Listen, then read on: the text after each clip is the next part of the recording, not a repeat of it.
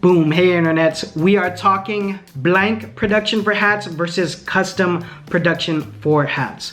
So been wanting to talk about this for quite a minute, wanted to culminate it now while I'm doing a lot of details on hats. John Phenom, clothing brand mentor. If you've never clicked on any of my videos, at the time that I'm recording this, over 21 years of professional experience in apparel development and design. So started in a small skate company in San Diego, California, where I grew up, and then moved to Los Angeles where I live now. I was a senior designer, I was a art director, I was a creative director twice. Last company I was at, I was the brand director. So in all of those over 20 years, all of it dealing around product, flying to different countries for production, in charge of multiple seasons of cut and sew apparel. So let's talk about it. Hats. For most of the people who are on my channel, you guys are startups and bootstrapping, and that trend continues. Also, it begins to merge with people who are just doing merch. So if you have a band, if you are some sort of artist or music group, or there's all kinds of niches now with micro influencers, so you might need merch for anything. So initially, I think people always think cut and sew until they understand the ramifications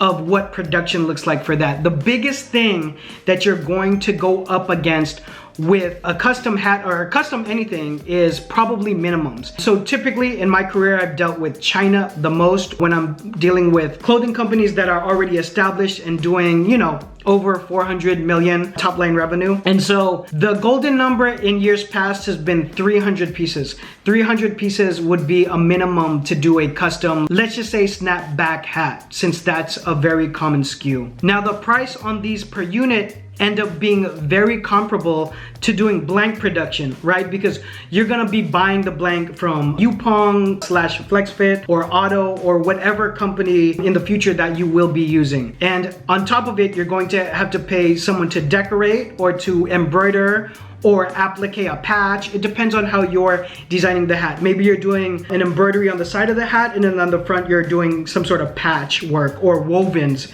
are getting sewn on. All of these items are things you have to put together to figure out the unit cost of what doing blank production will cost. Now, obviously, besides ordering it in dozens, you could just make 36 hats or 24 hats, right? If you have to order in dozens, or if you're buying the blanks directly, I'm pretty sure you need to order in dozens. So for this first part, in terms of maybe a pro and a con, actually, depending on what you do on a custom hat, it can be very comparable to the end price. Again, they're just gonna hold you to the minimums. Now, the number that I said earlier was 300, but the last time I quoted with a company was quite a while ago. And since everything that happened in 2020, and also a lot of political things that have happened in terms of doing business with China, those minimums might have changed. Also, a big player in the game for mass production has been India and Pakistan. And so looking into the minimums for those type of countries as well is something you might want to look at. Quick disclaimer, you definitely want to vet your manufacturers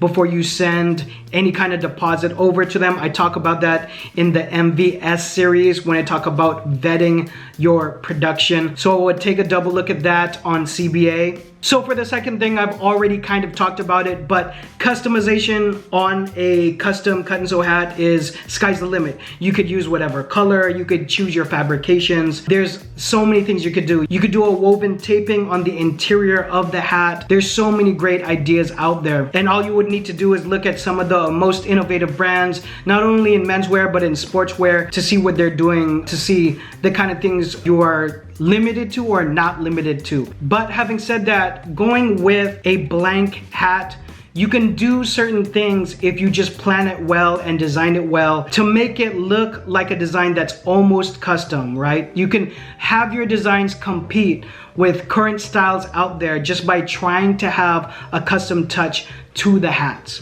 I talk about this on a few videos, and if I put that up after, I'll put a link here. If not, look out for that video. Also, if you want some ridiculous detail on not only hat production, but on t-shirt production and all of the steps that I kind of put together for dropping your first collection with blanks, I would take a look at my course starting with t-shirts and hats, and that's at CBA. Inside, there's literally over 10 modules. I think it's up to 11 modules. I'm always changing it and always adding information to this and all of my courses, but this is my biggest course in terms of foundations when it really comes to laying out a ton of information inside of all of those sections of the course. Also, I need to mention that if you need a blueprint so that all the callouts on your hats are exact as possible, so you can answer all the questions in advance for your vendor, whether they're here domestically and doing embroidery, or whether you're sending a tech pack internationally, you wanna take a look at my tech pack section in CBA. I have tech packs for hats, all kinds. I would look at the bundle for the most savings, but I would also take a look at my first custom cut and sew tech pack in all of the categories, which is for a snapback hat. And I have that. It has a bunch of additional call outs for all of the aforementioned, but if you're going custom, there's a whole new set of things that you want to call out for your manufacturer, and it also kind of gives you fodder for the things that you can change in case you didn't think about it or you haven't been designing for over 20 years. So take a look at those solutions to help you be more exact on your journey. Any other questions on this or anything else, please drop it all down below, or you can text me at this number to reach me directly. I will see you guys on the next one. Bye.